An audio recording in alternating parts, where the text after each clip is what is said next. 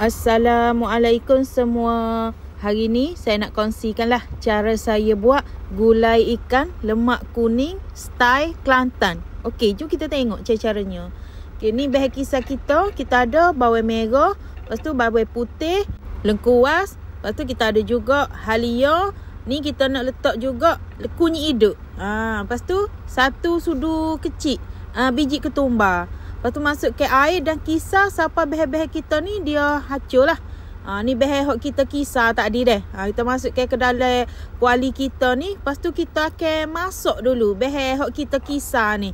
Kalau nak terus masuk ke santan pun boleh. Tapi saya nak masuk dulu bahan kisar kita biar dia mendidih. Supaya hilang maung daripada bawang apa tadi deh. Ni kita buat gini ni dia rasa lagi sedap lah gulai kita deh. Lepas tu bila dia dah mendidih tu barulah kita masuk ke santan. Santan ni masuklah orang kata secukupnya. Banyak mana kita nak kuah. Lepas tu kita masuk ke juga satu keping asam keping.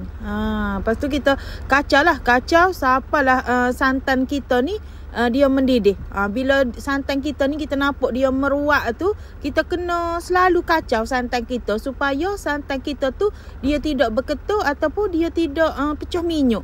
Kalau santan kita tu dia berketul, dia pecah minyak, dia jadi tak comel lah gula kita tu. Sebab tu api tu guna api yang perlahan. Lepas tu sambil kita kacau deh. Lepas tu ni saya nak masuk lada solok sebab kita buat versi ataupun style Kelantan. Kita letak lada solok, lepas tu kita letak timun. Kalau Kelantan kata ni timun batai. Ni lada solok tu memang tak buai tangkai dia deh. Takut ada orang tanya buat apa tak buai tangkai. Memang tak buai lah lada solok tu tangkai dia. Memang orang kata style Kelantan dia buat gitu. Lepas tu ni kita masuk ke ikan lolong. Kalau awak nak guna ikan kembung, ikan selayar pun boleh.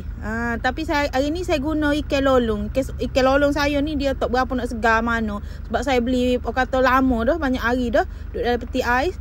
Hari ni baru nak buat deh. Ni kita biarkan orang kata ikan kita masuk lah. Sambil tunggu ikan kita masuk tu kita kena kacau. Kita kena kacau. Macam saya bagi tahu tadi lah. Kalau kita tak kacau gula kita akan nampak berketul. Bila kita berketul tu kita nak makan pun tak sedap. Ni kita kacau deh. Kacau perlahan-lahan lah. Supayanya ikan tu tidak hancur. Tambah-tambah ikan tak berapa nak segar ni. Dia mudah nak hancur lah sikit ikan kita ni deh. Lepas tu kita tambah garam. Hari ni saya guna garam kasar.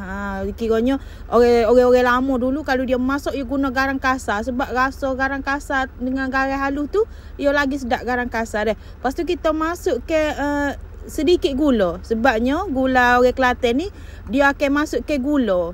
Dia akan rasa balance rasa. Dia ada rasa sedikit manis, ada rasa masam-masam daripada asam keping. Masing-masing manis tu kiranya kena cukup. Barulah gula kita tu dia sedap deh.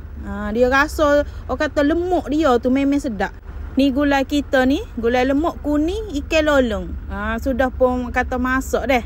Bolehlah kita nak tutup ke api. Ni awak nampak kuah dia tu cair sebab dia masih panas. Kalau dia sejuk dia akan sedikit lagi pekat. Kalau kita nak buat gulai kuning lagu ni dia kena kuah dia tu tak boleh cair sangat. Lepas tu tak boleh terlalu pekat sangat. Kena buat sedar-sedar, tak cair tak pekat. Baru sedap. Kalau kita letak dengan nasi tu, kita makan dengan nasi tu dia melekat pada nasi. Tu baru sedap gulai kita ni deh. Gulai lemak kuning gini ada juga orang panggil gulai kuah kunyit tu. Ada juga orang panggil gula orang-orang lama lah ni. Rasa dia tu kan memang sangat sedap. Rasa wangi daripada ketumbar. Kita letak lada solok. Memang dia wangi. Aroma dia tu memang sedap lah. Nampak kata biasa-biasa sahaja deh. Tapi aroma dia tu dan rasa dia tu awak kena kata wajib cuba buat sendiri. Akan tahulah rasa dia tu sedap ke tidak. Bagi saya ni memang favourite sungguh. Gulai lemak kuning style orang dulu-dulu. Style orang Kelantan. Rasa lemak manis tu biar cukup deh. Barulah kita makan tu kita rasa sedap dia. Makan nasi dengan gula lemak kuning kelolong ni confirm nambah nasi deh. Okeylah, kepada yang dah menonton video saya ni, saya harap jangan lupa subscribe, like, komen dan share video saya. Okey, terima kasih semua.